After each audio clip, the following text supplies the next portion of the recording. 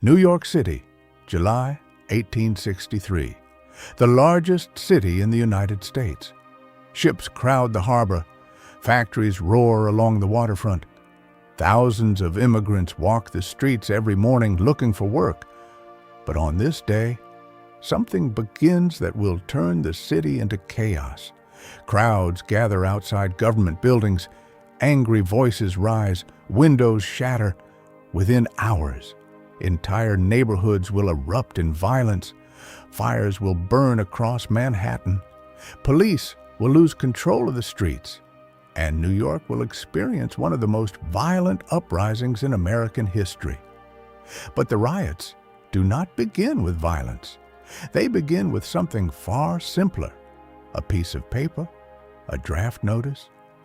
By the early 1860s, New York City has become the largest and most crowded city in the United States. More than 800,000 people now live within the narrow streets of Manhattan. Every week, new ships arrive in the harbor, carrying thousands of immigrants from Europe. Many come from Ireland, Germany, and other parts of the continent, hoping to escape poverty, famine, and political unrest. But when these new arrivals step onto the docks of New York, they quickly discover that life in the city is far from easy. Most immigrants settle in the crowded neighborhoods of Lower Manhattan. Entire families squeeze into small tenement buildings where several people may share a single dark room. Hallways are narrow, ventilation is poor, and sanitation is almost non-existent. Outside, the streets are constantly busy. Push carts block the roads, factory workers hurry between jobs, and horse-drawn wagons rattle across uneven cobblestones. The air is filled with smoke from factories and the noise of construction. Jobs exist, but they are difficult and poorly paid. Dock work, construction, factory labor. The hours are long and the competition is fierce. Thousands of men compete for the same positions every morning. For many families, survival depends on every member working, including children. The city is full of opportunity, but it is also full of tension, because when so many people struggle to survive in such crowded conditions, even a small spark can ignite anger. And in 1863, that spark is coming. When the American Civil War begins in 1861, many residents of New York City believe the conflict will be short. At first, the war feels distant from everyday life in the city. The major battles are happening hundreds of miles away, in Virginia, Tennessee, and along the Mississippi River. Newspapers report victories and defeats, but for many people in New York, the war still feels like something happening somewhere else. Ships continue arriving in the harbor. Factories continue operating. Dock workers unload cargo along the busy waterfront. Merchants sell goods in crowded markets. The city keeps moving, but slowly, the reality of the war begins to creep closer. Hospitals start receiving wounded soldiers transported from southern battlefields. Families receive letters reporting injuries or deaths.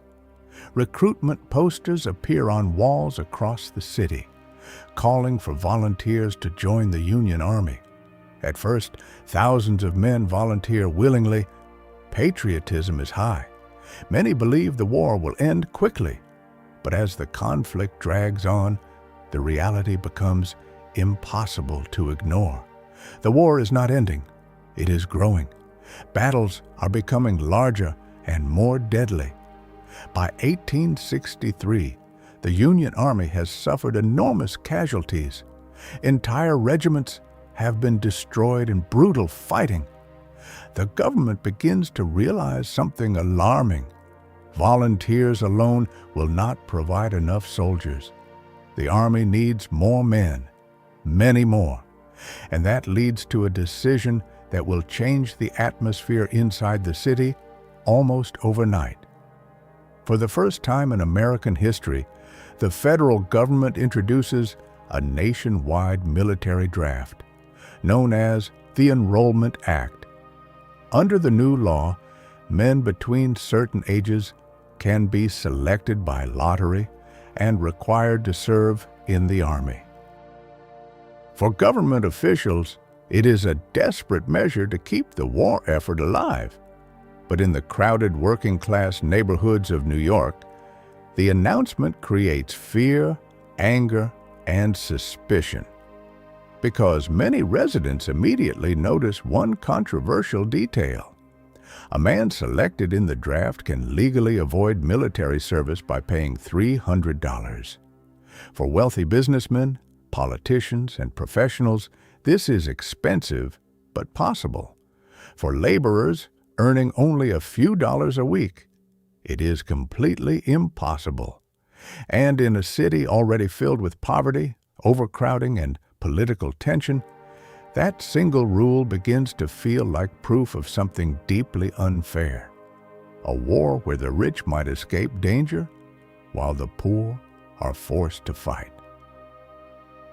As news of the draft spreads through New York, the reaction in working-class neighborhoods is immediate.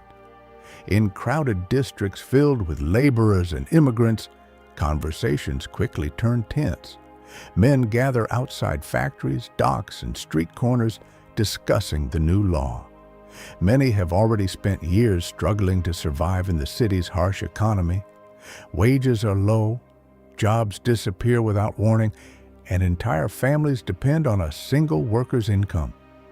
Now, the government is demanding that those same workers leave their homes and fight in a distant war. What makes the situation even more explosive is one specific detail in the draft law. Any drafted man can avoid military service by paying $300. For wealthy businessmen, that amount is expensive but manageable. For laborers earning only a few dollars a week, it is impossible. To many workers, the message feels clear. The rich can buy their way out of the war. The poor cannot. Anger begins spreading through taverns, markets, and crowded tenement buildings. Rumors move quickly through the neighborhoods, each retelling making the law sound even more unjust. By the time the first draft day approaches, frustration has already turned into something far more dangerous: resentment. And in a city as crowded and volatile as New York, resentment does not stay quiet for long. On July 13, 1863, draft officials begin selecting names. The process is simple. Names are drawn from a lottery system. Men chosen must report for military service. Crowds gather outside the draft office to watch. At first, the atmosphere is tense but controlled. People whisper, some shout. Then suddenly, anger turns into action. Someone throws a rock. Glass shatters. The crowd surges forward. Within minutes, the draft office is attacked. Furniture is smashed. Papers burn. The building is set on fire. The riots have begun. Within hours of the first attack on the draft office, the unrest spreads far beyond a single building. Word travels quickly through the crowded streets of Manhattan. Workers leave factories. Dock laborers abandon the waterfront. Groups of angry men begin gathering in different parts of the city. At first, many of them are simply shouting and protesting, but as the crowds grow larger, the mood changes. The anger becomes louder, more dangerous.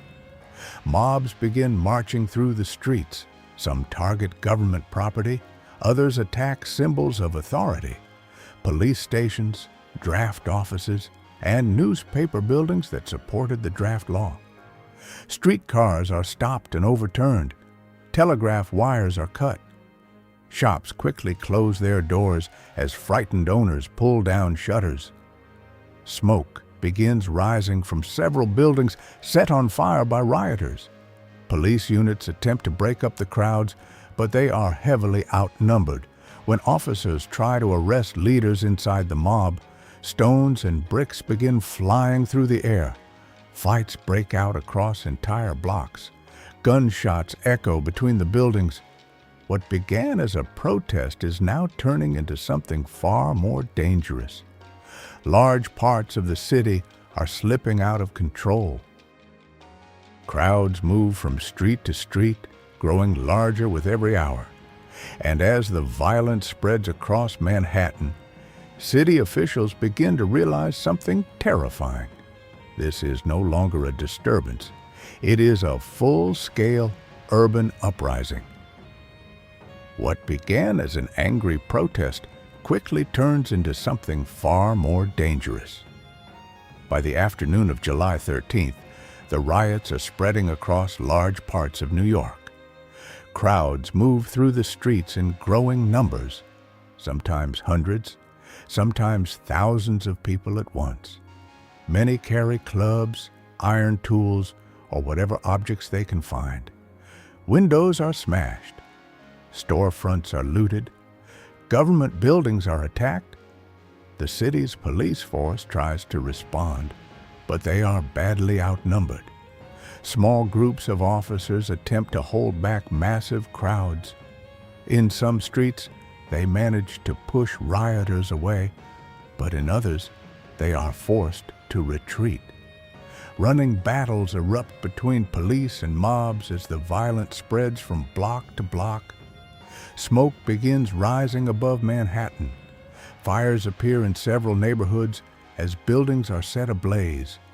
Firefighters struggle to reach the flames because crowds block the streets.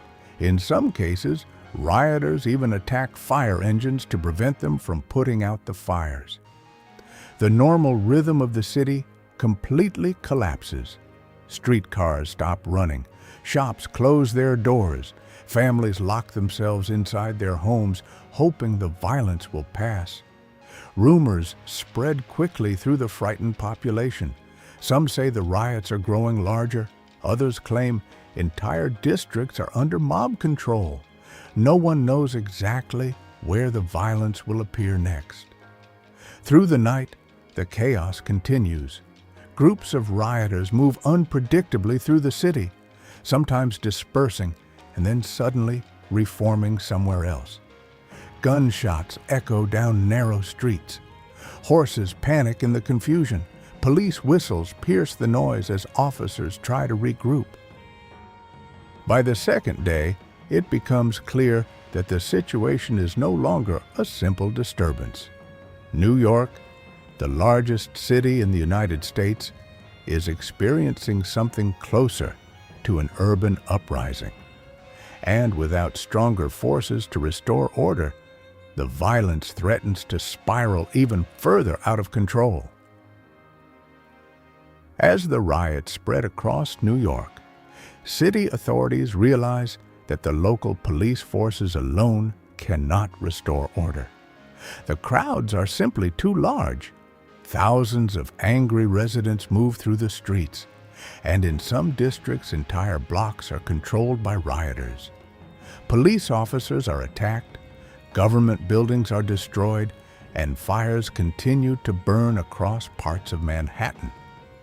For several days, the city government struggles to contain the chaos, but help is already on the way.